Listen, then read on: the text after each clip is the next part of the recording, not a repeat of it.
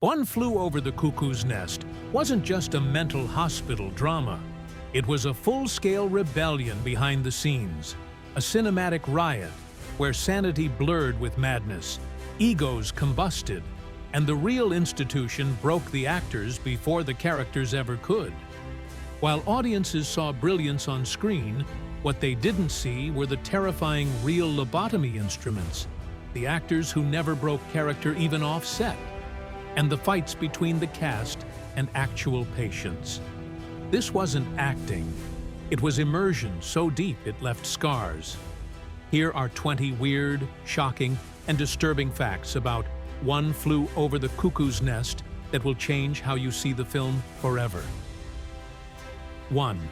The film was shot in a real mental institution, still in operation. This wasn't a Hollywood set. The production took place inside the Oregon State Hospital, a working psychiatric facility with real patients in residence. Director Milos Foreman insisted on filming on location to maintain authenticity, but that decision had consequences. The cast and crew had to work around actual medical routines. Some extras were real patients, unmedicated. The staff even allowed the use of authentic shock therapy equipment. At one point, a patient wandered into a scene and no one noticed. He wasn't acting.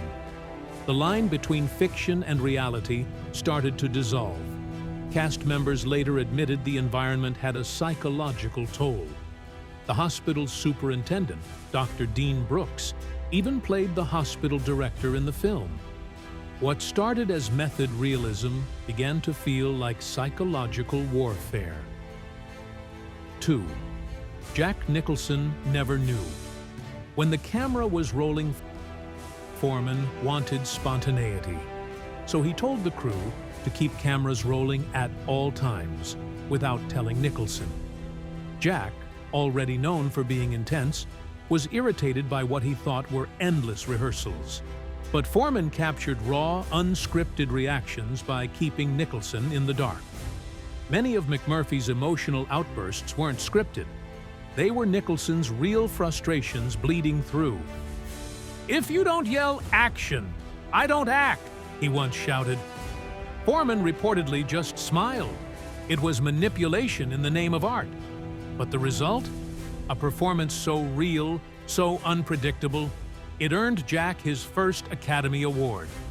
Behind every smirk and scream, Nicholson didn't just act the part, he lived it. 3.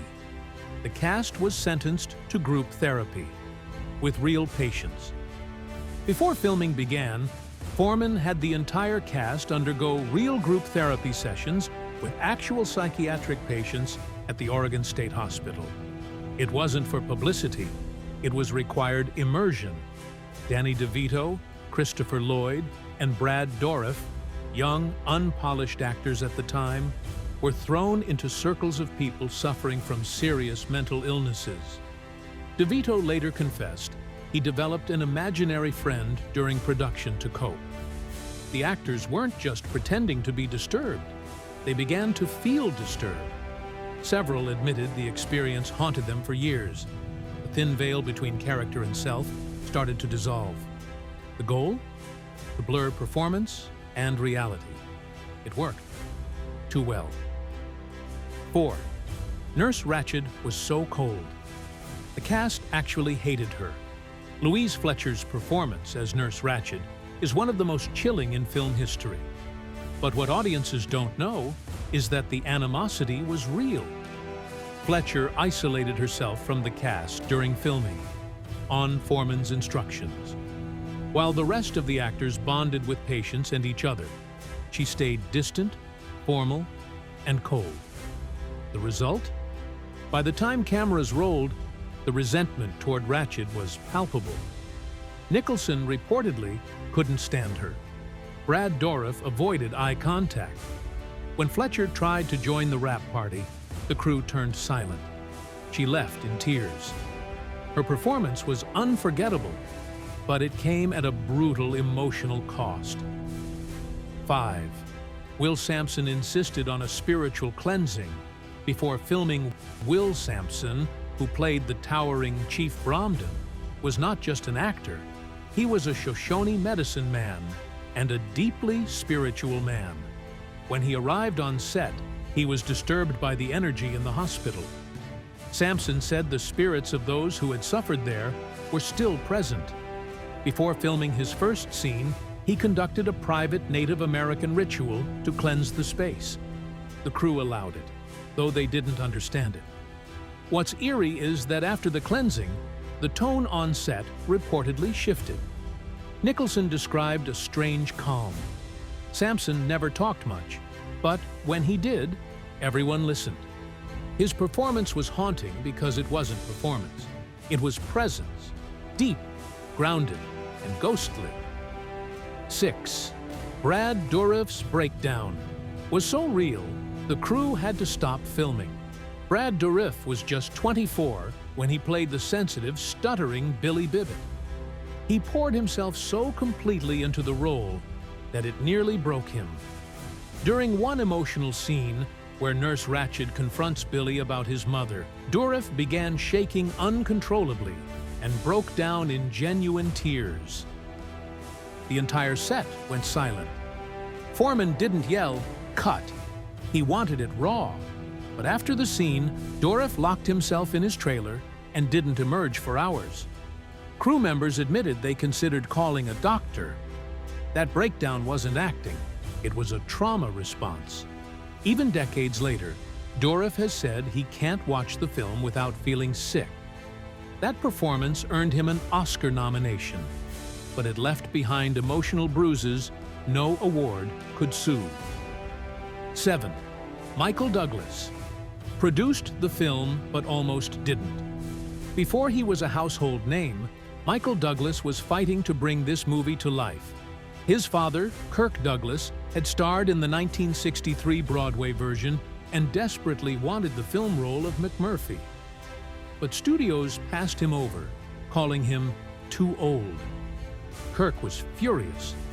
Michael, meanwhile, believed in the material and bought the rights, but then spent years trying to get it made. Studio after studio rejected it. Too dark, too weird, too risky. It took Michael teaming up with Saul Zaentz to finally get funding. But here's the twist. Michael originally had doubts about Jack Nicholson in the lead. He thought Jack was too cool to be McMurphy. Turns out, he was just crazy enough. 8. The cast wasn't allowed to leave the hospital during filming. To preserve the claustrophobic feel of the film, Foreman imposed a brutal rule. No actor could leave the institution grounds while shooting. That meant the cast slept in hospital rooms, ate in the cafeteria, and followed the same routines as real patients. Christopher Lloyd later said, "We started to feel institutionalized ourselves." The line between actor and inmate blurred. The effect? Raw, uncomfortable performances. By week 3, even Nicholson was snapping at Foreman. The actors weren't just playing mental patients. They were starting to feel like them. It wasn't just immersive. It was psychological entrapment, disguised as method filmmaking. 9. The Academy initially ignored Louise Fletcher's performance. Despite her icy brilliance as Nurse Ratchet, Louise Fletcher wasn't a frontrunner during awards season. Critics praised Nicholson, Durif, and the direction. But Fletcher, many said she was too restrained. What they didn't realize was that restraint was the entire point. Her menace wasn't loud, it was surgical. When she won the Oscar for Best Actress, even she looked shocked.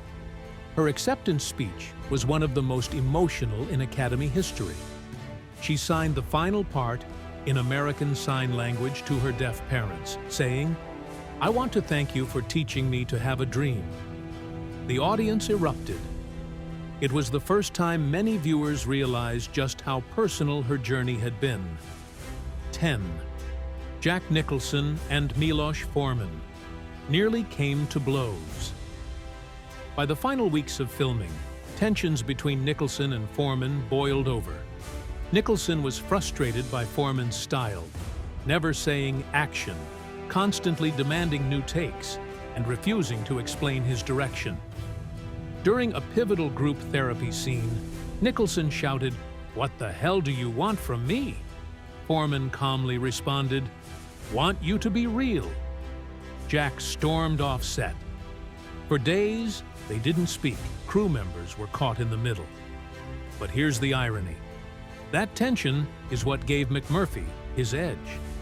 You can see it in Nicholson's eyes. The rage wasn't just acting. It was aimed at the man behind the camera. And it worked.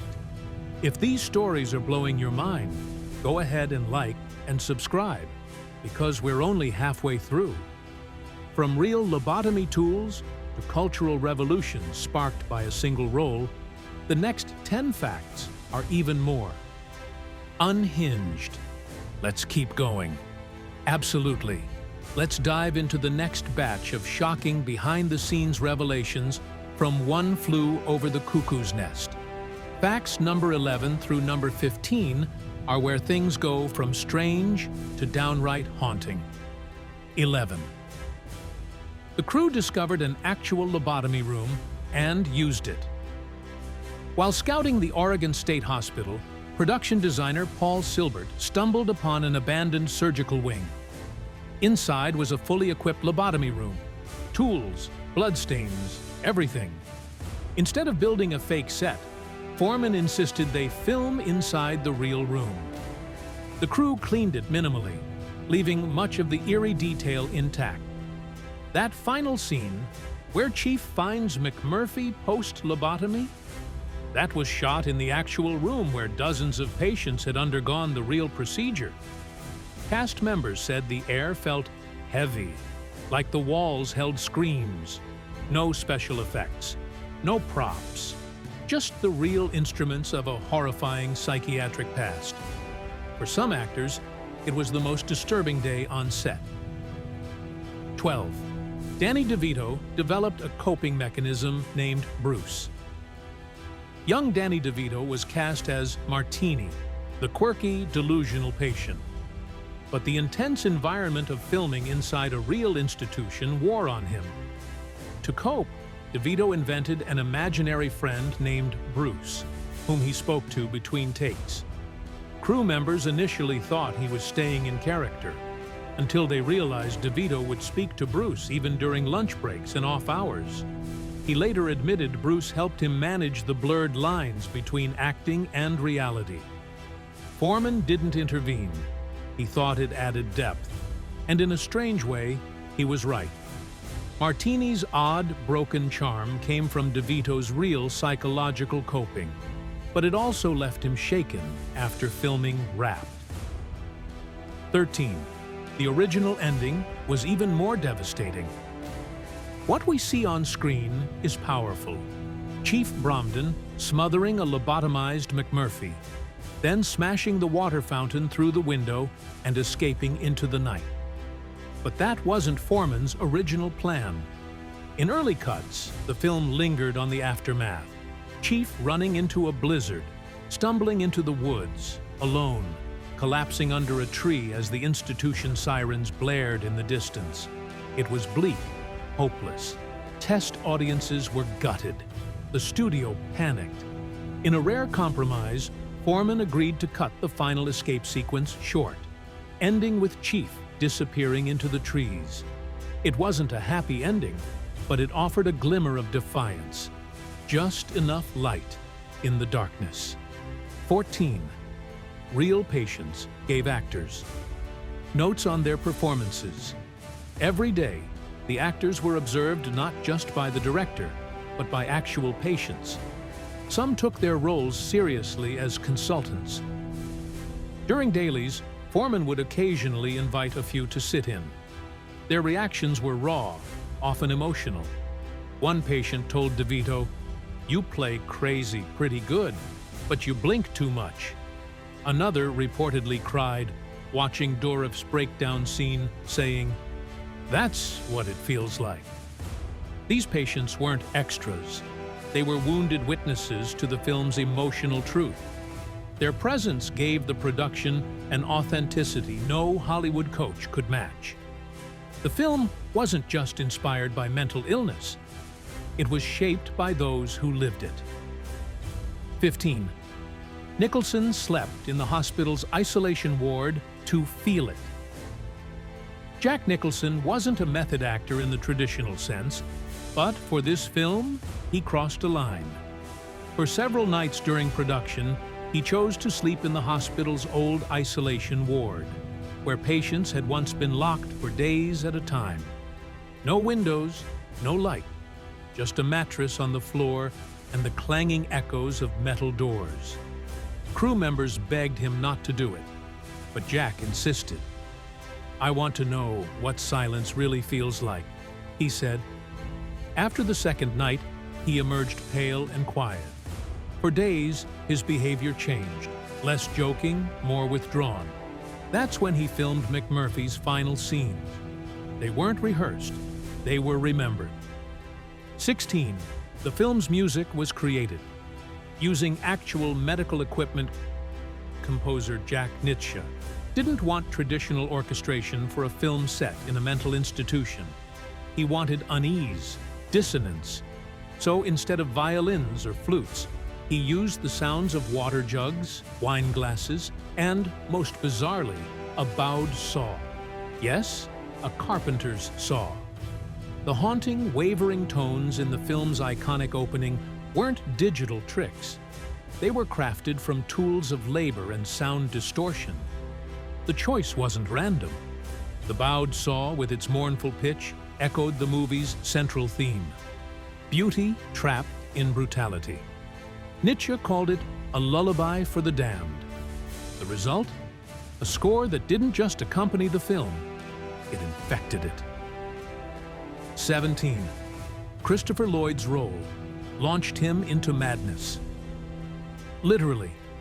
Before this film, Christopher Lloyd had never acted on screen. He was a stage actor, awkward, intense, and unsure if Hollywood was for him. But his portrayal of the manic tobber was so unhinged that many on set assumed he'd lived in a facility himself. Lloyd later admitted he had trouble shedding the character, even after filming ended. He stayed jittery, hyperactive, and angry for months. His friends noticed the change. He didn't get another role for years, partly because casting directors thought he was too intense. Ironically, that raw intensity became his calling card and led directly to his casting as Doc Brown in Back to the Future. But it all started with Tabor and a brush with real madness. 18. The hospital chaplain tried to shut down production. Not everyone welcomed the film crew. The hospital's chaplain, Father Richard, publicly opposed the movie. He feared it would exploit the mentally ill and portray staff as monsters. At one point, he threatened to petition the state of Oregon to revoke filming permission. But Foreman, to his credit, invited the chaplain to observe filming. What happened next was unexpected. Father Richard watched Durifs' suicide scene. He cried. He later told the press that while the film was disturbing, it told the truth. His opposition vanished, and the scene remained untouched. That's the power of honest storytelling. Even the harshest critics sometimes surrender to it. 19th, Nicholson was convinced the film would fail.